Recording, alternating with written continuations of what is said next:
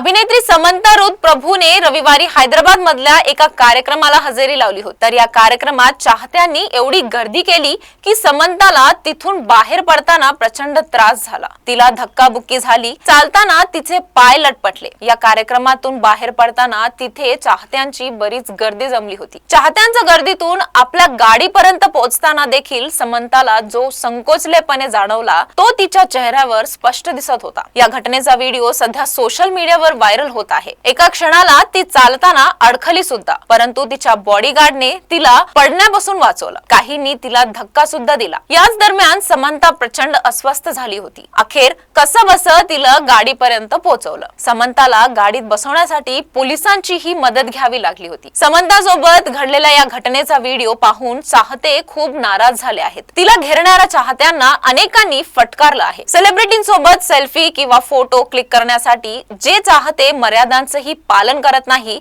त्यांच्यावर नेटकऱ्यांनी नाराजी व्यक्त केली आहे। तर अशा ठिकाणी कडक सुरक्षा व्यवस्था ठेवावी अशी मागणी केली जात आहे।